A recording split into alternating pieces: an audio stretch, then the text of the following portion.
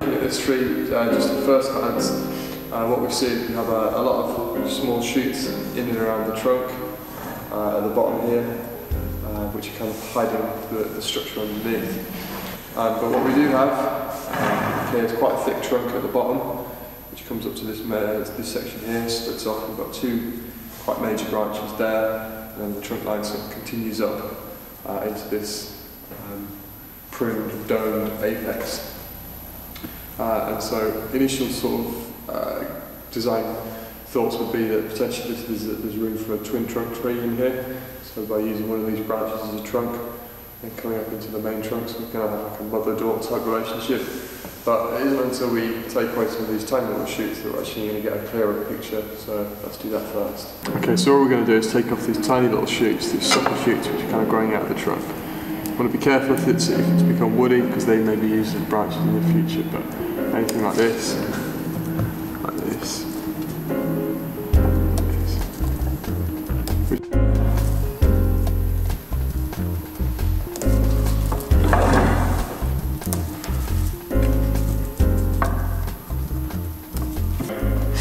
Okay, another job we want to do initially is to try and remove any of the moss that's growing on the trunk. Now we want to be very, very careful that we don't damage any of the bark, so we've got some plates of bark there. So with a pair of tweezers, just get in there and carefully remove the moss from the surface and try and leave the bark underneath.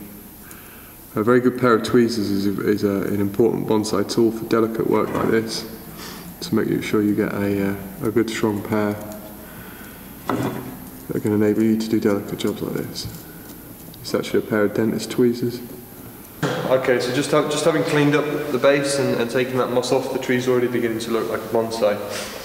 But now, if we look inside, into the heart of the tree, we're going to see that there are quite a few branches in there, which are coming off the inside of the trunk, as it were, and that are going directly upwards. So we've got 1, 2, 3, and this one's coming off a branch, but they're all going vertically upwards. So these have been very youthful shoots which have been allowed to just grow as the tree's just been roughly pruned by somebody. Okay, we've got a couple of other branches which have been growing up that are coming off the trunk at a good angle. So there's one here, and then one around the back here, which are actually coming out of the tree at an angle. And so there's potential for using those as back branches or in some kind of structure. So we'll just leave those for a second. If we take off those ones that are going directly upwards, such as that is going to create some space in between the two sections of the tree, immediately there. And so just having removed those shoots going directly up, we can now see a little bit of space in there. Okay, and we've got 1 and 2 definite sections. Okay, now we're going to have a look at how we can take it further.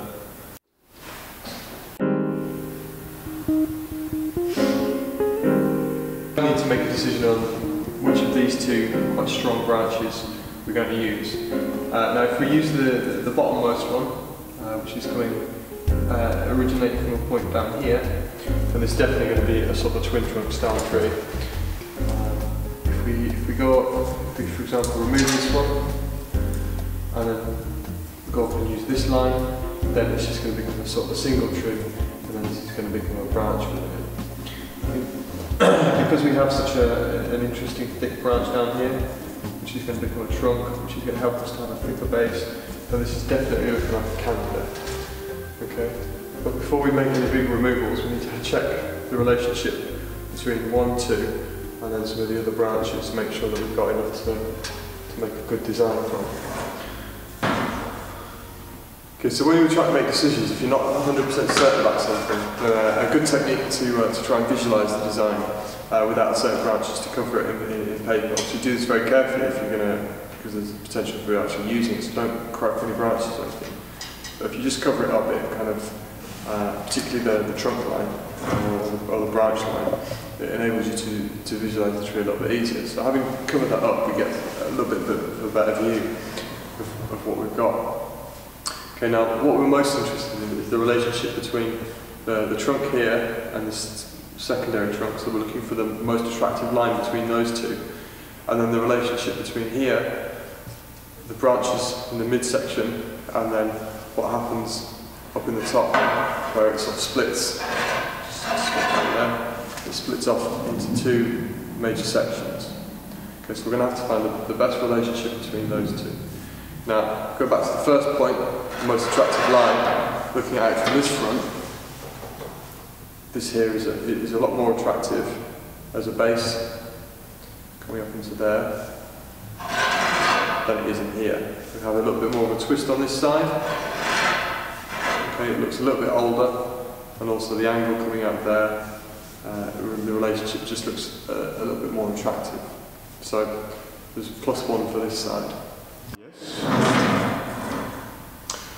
Okay, then in terms of the branches in the middle, we've got 1, 2, 3 major branches there. So having a look from this side, we could have a very small branch down here. Remove this one obviously because it's poking us in the eye. And then we have the potential for using this as a back branch. Okay, so we've definitely got options there. Looking at it from this side, and obviously this would have to be removed, and then we've got plenty of branches to use as back branch. So either option works equally as well with the middle section. Okay, so we're not really of any concern there. So the big decision point is going to come up in the apex here. Okay, so when we're now looking at the relationship between these two, and we've got got a branch and a trunk as it were, which are of similar orders of magnitude.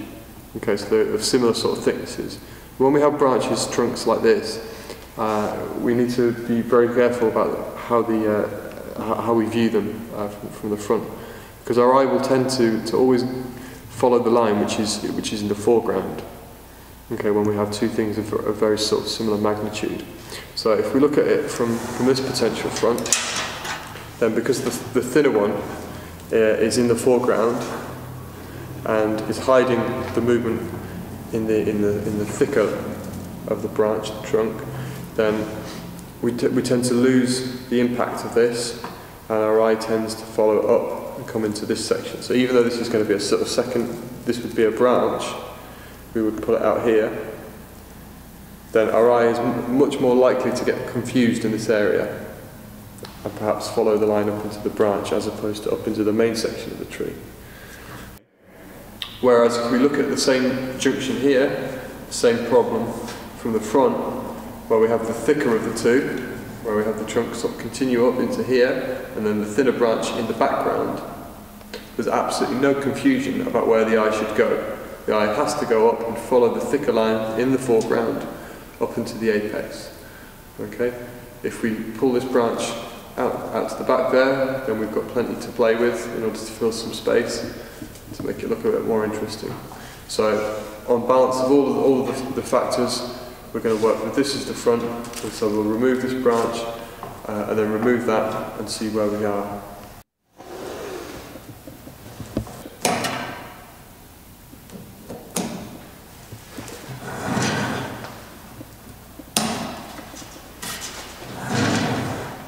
So having removed this branch here, what we now have is a little bit more space in between the main trunk and what will be our secondary trunk. However, we've still got the remnants of that branch, the little stub that's in here. Okay, so what we're going to do is try and make this as large a space as possible, but without creating too big of a scar on the back here. Okay, so we're going to just take a little bit off there, but not make it too large, just so that we can accentuate that space in here.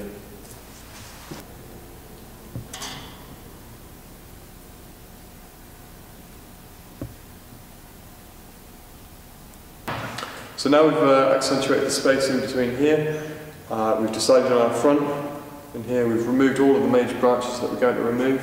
What we can do now is set some of the basic structure and then get onto some of the refinement work. So the biggest job really is just going to be able to sort of separate that and bring this perhaps a little bit more towards the foreground.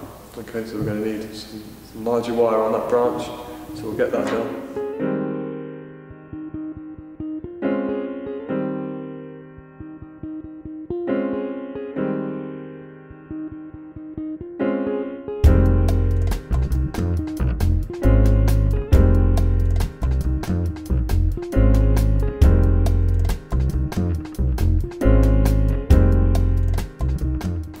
Okay, so we've wired up this main branch here with some quite thick aluminium wire.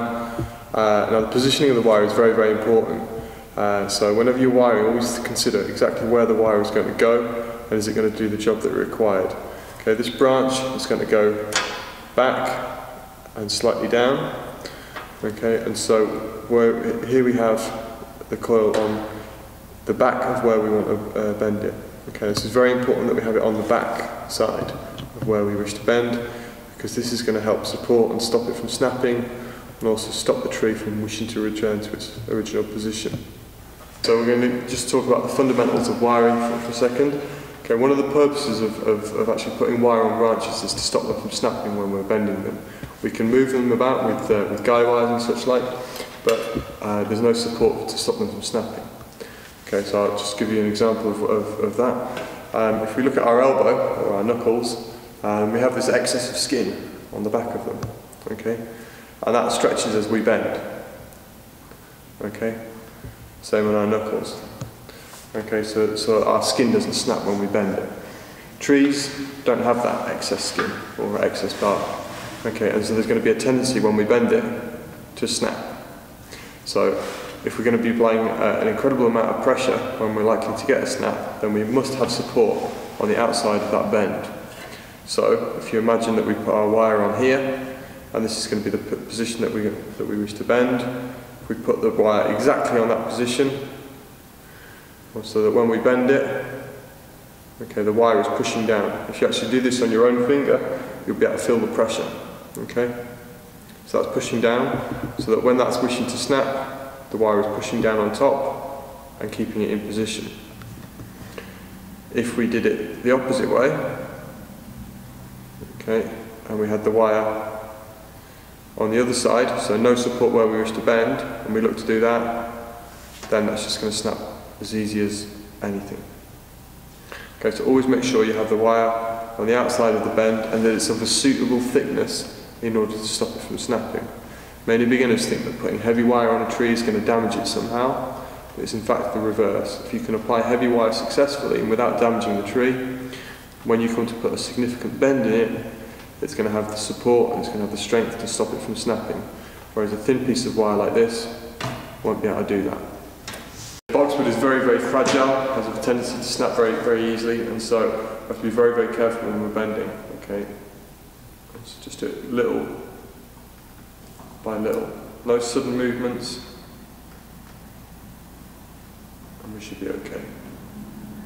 Okay, so my finger is in the pivot point there, it's defining the point, and with my thumb and my other hand here, I'm massaging it round. So I'm pushing with my thumb and also pushing with my finger underneath here.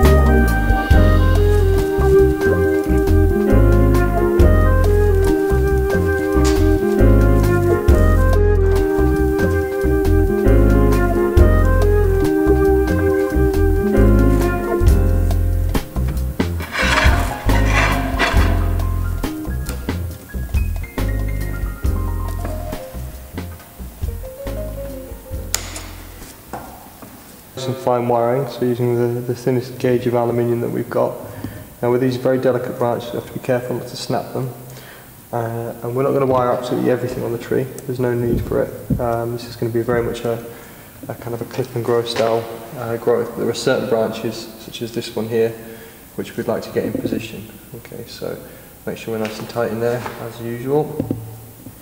Okay, then we're going to come up onto this branch. It's very, very delicate. It requires soft hands. Okay.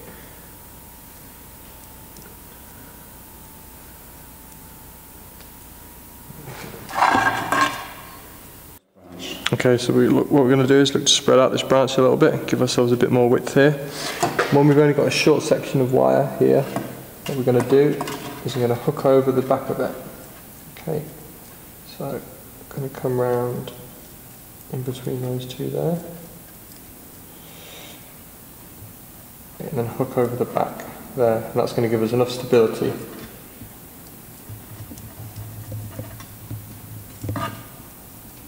so that the branches don't move.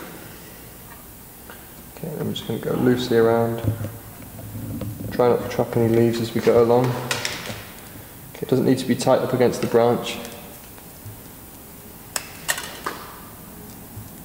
Okay, let me come in.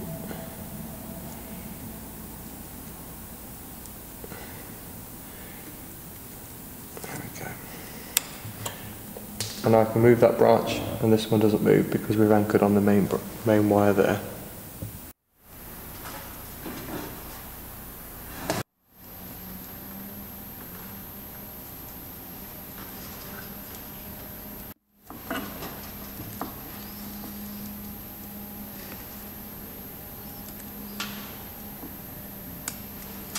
Okay, so here's the tree pretty much wired up and styled, and it's looking very nice compared to what it was initially. But there was one branch on the tree which I think is a bit questionable. The reason why it has now become questionable is because the branch here at the back, I was able to bring that down a lot more than I thought I was able to. This tree was actually quite surprisingly flexible. Normally we're very, very cautious about doing heavy bending, and so this branch here, I left that just in case we had any problems. But as it happens, I managed to get quite a severe bend in here without any major damage. We've created a very good separation in there and brought quite a large foliage mass down. So now the validity of this branch is called into question. The reason why it now seems a little bit unnecessary is the fact that it is very much a bar branch here. Okay, the removal of it is going to create quite a large space at the back here, but as I said, we've been able to bring that down, and as this branch, particularly here, as this branch, which only has 2 secondary branches, as that gets a little bit more foliage mass on it, we're going to fill that space even further. Okay, so let's just give it a test to see whether it looks better with or without, which is like going to the opticians. Is it better with or without? With or without? Now, as we can't do live internet voting on this, I'm going to make the decision for us. It's much better without it, so let's get rid.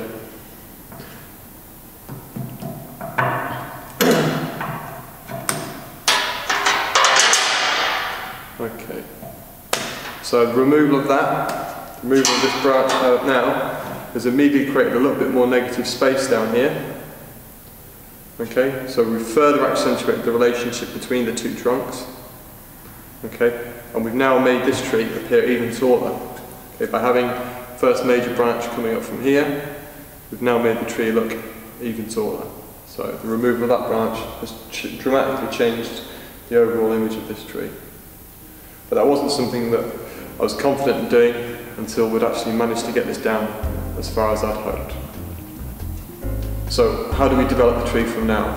Okay, what's going to happen with a tree like this, which is effectively a bush, what we're going to start to see is lots and lots of sucker shoots coming from all over the trunk. It's very important that we don't allow those to develop into anything, because otherwise we could end up with a lot of scars on there. So if we start to get undesirable shoots coming from somewhere, get those off as soon as you can. Now the rest of the tree with foliage is going to start to grow like crazy as well. And how do we deal with that? A tree like this is going to send shoots from all over the place, and they're going to grow and it's going to get bushy again. And I don't want to say we're going to take a topia or a poach, but it's very much a clip and grow. So we're going to be sort of pruning the growth as it sort of shoots up, as these things shoots up. Just going to cut them off, cut them off, cut them off until we begin to shape the foliage pads as we desire. Then later on in the year, once we've got a nice dense pad, we can go in there and we can start to thin it out and we can start to select some of the branches in the better positions. But what we don't want to get into a situation is where it gets very, very big and bushy. We've got strong branches in places that we don't want. So we've set our fundamental branching structure here. We don't really want any more branches other than perhaps this one to grow. And well, these two. And so what we're going to be looking for is very much just to clip, clip, clip, clip, clip, and then thin out later in the year. Okay, so as I mentioned, there was one last job to do before we were finished, and that is to clean the pot. It's very important that we make our trees look very presentable, make them look attractive. If we have them nice and attractive on the bench, we're going to go out and we're going to look at them and we're going to appreciate our hard work. Okay, and then when people come around and look at them, they're going to notice that a lot of care and attention has been put into them. Okay, so if you've got mucky pots, make sure they're clean.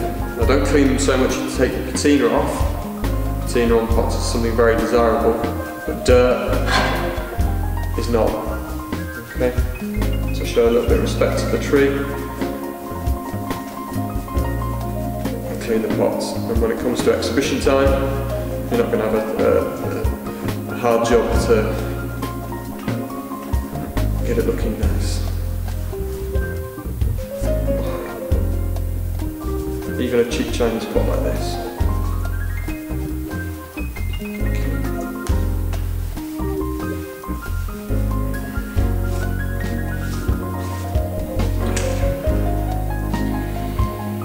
And there we go.